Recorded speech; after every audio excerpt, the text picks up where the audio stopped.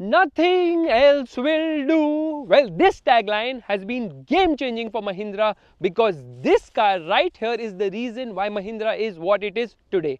The Scorpio has actually transformed Mahindra from an automobile assembly company into an automobile company. Because the development of the OG Scorpio is very unique, as the design, engineering, testing and validation were entirely done by suppliers and Mahindra just gave inputs and budgets to them. This was done because Mahindra didn't have the know-how or the money to develop the Scorpio on its own.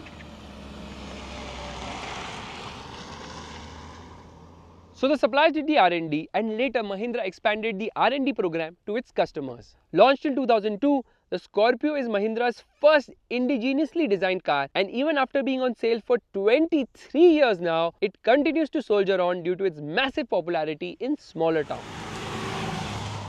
Called the Scorpio Classic because the second generation of the Scorpio is known as the Scorpio N, Mahindra does not give independent sales numbers of both the generations of the Scorpio, but combined they sell around 14,000 units per month, which is the most for any Mahindra car.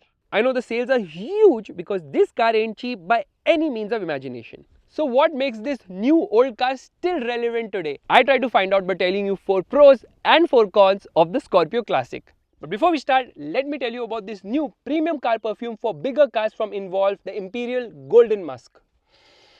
The smell is strong and gives an immersive experience like that of a surround sound of a home theater because the fragrance is nice, strong and really just amazing. I absolutely love it. And because this is the Golden Musk, it has a nice musky manly aroma, which is something Involve is known for. This is a fragrance which will be universally liked by everybody.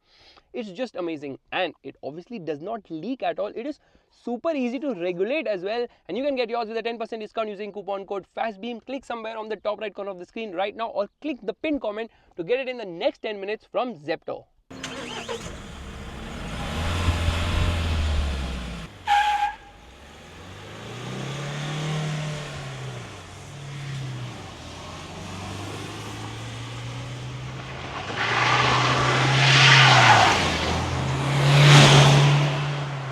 Starting with the first pro and the major reason for the popularity of the Scorpio Classic is its visual appeal. It's tall and boxy, and in its black shade, it screams gangster. The Scorpio Classic has huge road presence, and even though I find the design dated, Scorpio loyalists simply don't. In spite of the fake hood scoop, halogen lights, small 17-inch wheels, and the boring vertical lights which have Scorpio written in them. This car also has an illegal crash guard which not only looks ugly but does more harm than good. Fun fact, this is actually taller than the Scorpio N. Heck, it is even taller than the BMW X7, Mercedes GLS and the Toyota freaking Land Cruiser. The second pro is the performance. Mahindra has aced its diesel engines.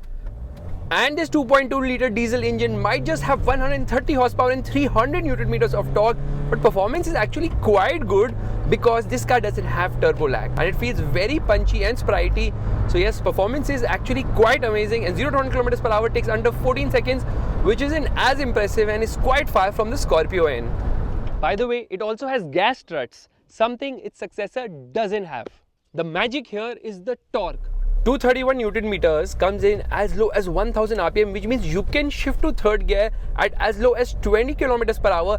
There is no knocking or uneasiness. It picks up pace effortlessly from there and goes all the way to above 100 km per hour. Look at this! Absolutely amazing!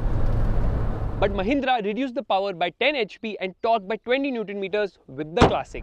That has made the car slow, but the engine is super smooth and refined with literally no turbo lag whatsoever. And even though this is a heavy car, fuel efficiency is respectable at 10 to 12 km per litre. Surprisingly, the gearbox offers smooth shifts and the clutch is light too. The third pro is the driving feel.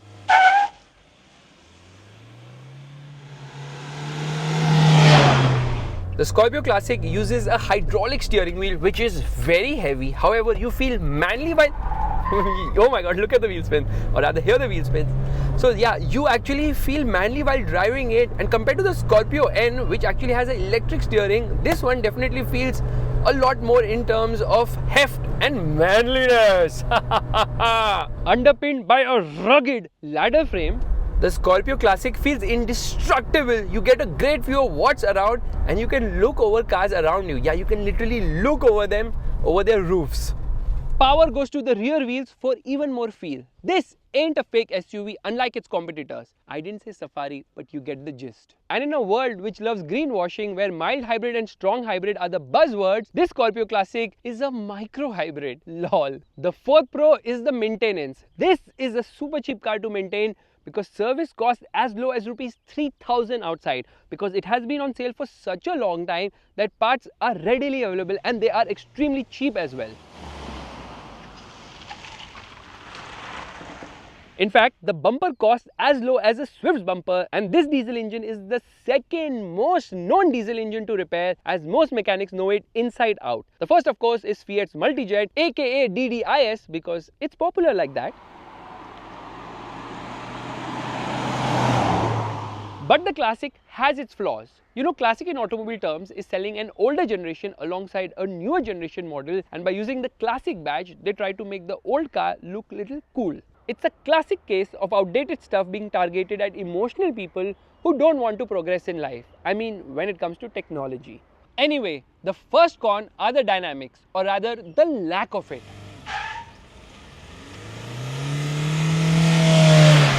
The handling is quite poor. The Classic feels hairy at higher speeds, and the steering has crazy amount of vibrations too, so you have to really fight it. But then on the positive side, this is actually the massage function in the Scorpio Classic on the steering wheel.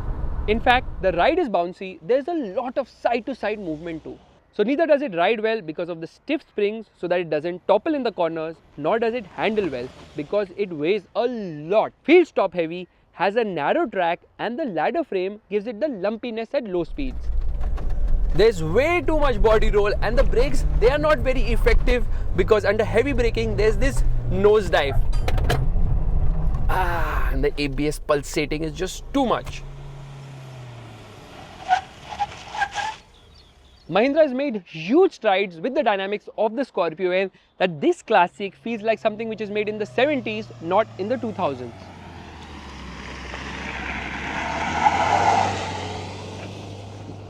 The second con are the lack of features. There's no automatic, there's no 4-wheel drive, there is no MLD for an SUV which appears this rugged. So it misses out on off-road hardware, making this 2-wheel drive SUV as fake as its rivals. Heck, it doesn't even get basic features like keyless entry, push button start, rear discs. By the way, is that rusting? LED lights, auto dimming IRVM, dedicated button to lock and unlock the doors, USB-C charging sockets, USB ports at the rear, side airbags, or even a light in the front of the cabin, although there is a sunglass holder here. The instrument cluster doesn't match the car's personality and offers no real information in the MID. Okay, it has a 9-inch screen which is bigger than the Scorpio N's 8-inch screen, but this one is aftermarket with no Apple CarPlay, no Android Auto, and a resistive touch instead of a capacitive touch. One of the worst screens I have ever used in my life, and the rear camera is equally bad. The seat color choice is also wrong. The seats have become very dirty already, and Mahindra knows that, and hence the driver's seat is mysteriously black. Talk about consistency, or rather the lack of it. Oh wait, this car has done just 15,000 kilometers and this panel here is coming off already. And there's another panel which is making a lot of sound somehow because it is not placed properly. The third con is the pricing. This variant right here, the S11, is priced at Rs 21.2 lakhs on road Mumbai. If you pay a few thousand more, you can either get the Scorpio N Z4 2-wheel drive automatic or the Scorpio N Z4 4-wheel drive manual. And the Scorpio N is far superior in interior, quality, ergonomics, ride, handling, braking, performance, refinement. Actually, the Scorpio N is better in each and everything when compared to the Classic.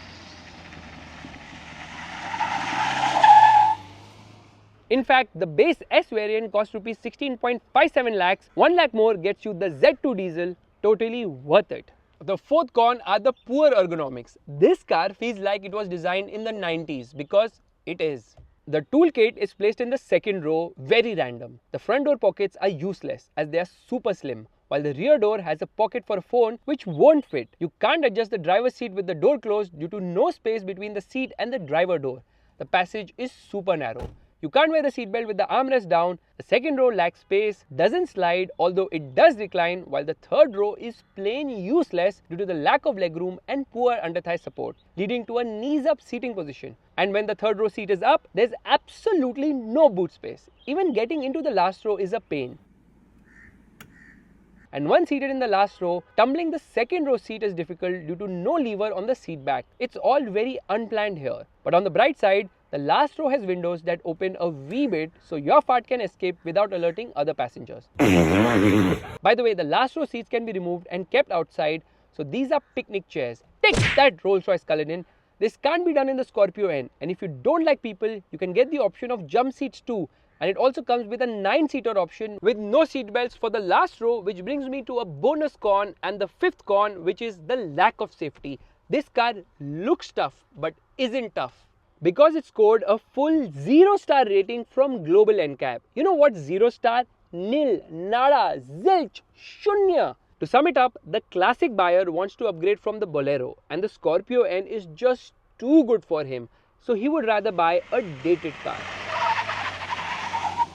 The Classic is for fleet operators. It's for Guddu Pandit, who runs 3-4 of them in his convoy. It's for those who are stuck in the past but don't want to go to the future. No matter what I say, the Scorpio Classic buyer can't see beyond this car, and on that disappointment, it's time to end. Thank you so much for watching. If you like this video, make sure to give it a thumbs up, that's the like button, and also subscribe to the channel. And don't forget to check out the awesome Involve Imperial Golden Musk. The link is somewhere on the top right corner of the screen right now, and let me know which is the next pros and cons video I should do. Bye bye.